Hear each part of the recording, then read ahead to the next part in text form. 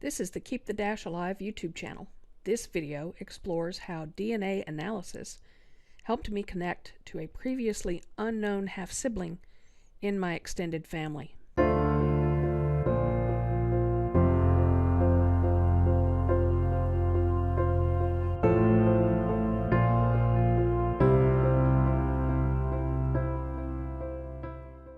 Welcome to this video where we explore how DNA helped me to discover, validate, and connect half-siblings in my family who had not known of each other's existence. As an editorial note, I am not using real first names. Also, please know that if you want to listen to podcasts or use podcasts in conjunction with videos to aid your learning, please go to the Keep the Dash Alive podcast and subscribe. Use whichever tools help you learn best. One of the challenges in learning how to do DNA analysis is knowing how DNA tests can be used to help solve mysteries in your family tree. When I first obtained a DNA test, it was on Ancestry.com. I was curious about my DNA makeup. I figured I was of European descent, but I, just like many of you, have had a few surprises. That is a story for another episode. But then I tested my mom, and then I got on a roll testing many of my family members. At the time this was published, I have almost 30 DNA kits that I manage on Ancestry.com.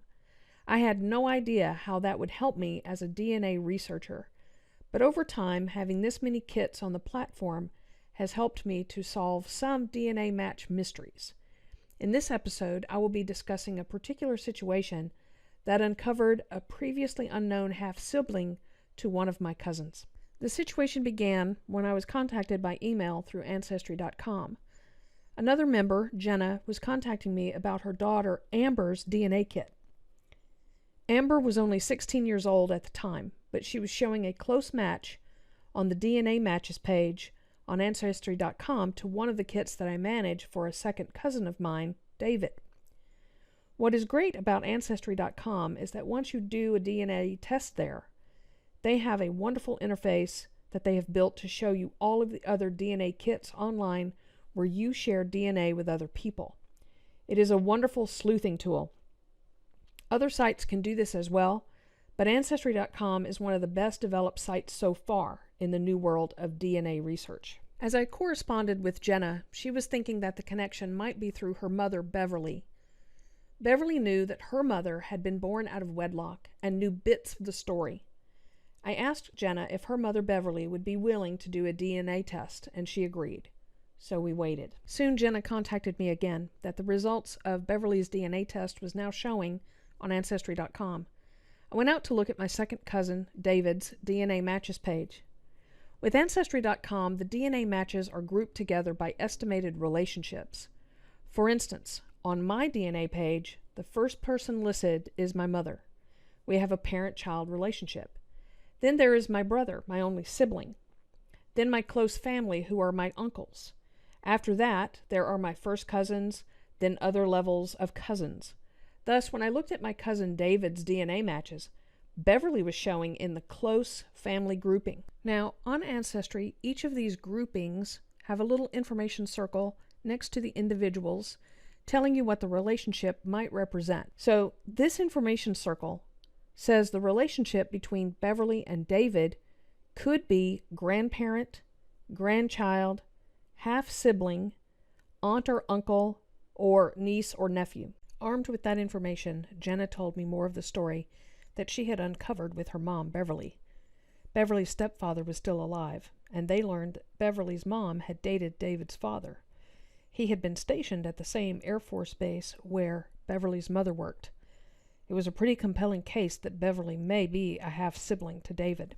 Now, since I have tested so many family members, I could use a technique that I like to call triangulation. Thus, with David, I am related to him through his mother, not his father.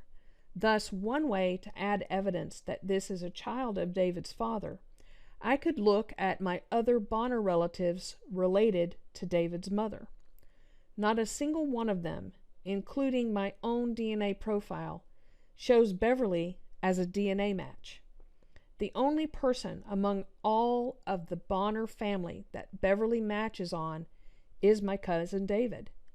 That was solid evidence that Beverly was related to David's father, not his mother. Then I asked Jenna for a photograph. Did she have a picture of her mom, Beverly? When I saw it, the likeness to David's father was unmistakable. Now the big question, how do I tell David? I knew David to be open-minded and would likely at least listen to this evidence.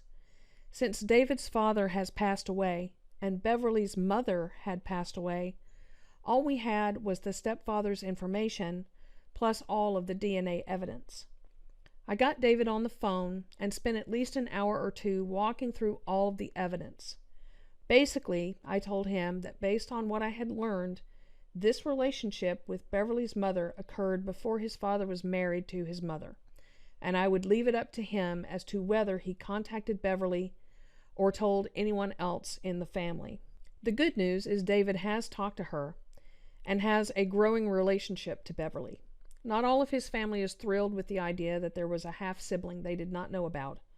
I am glad we were able to piece it all together with the help of Ancestry DNA. As you discover DNA situations like this, you will have to make judgment calls, as well as figure out how to communicate with your family about these situations. It is not always easy, and will take some planning. That is all for today's video, and I hope you learned some practical strategies, and I look forward to recording future sessions for you.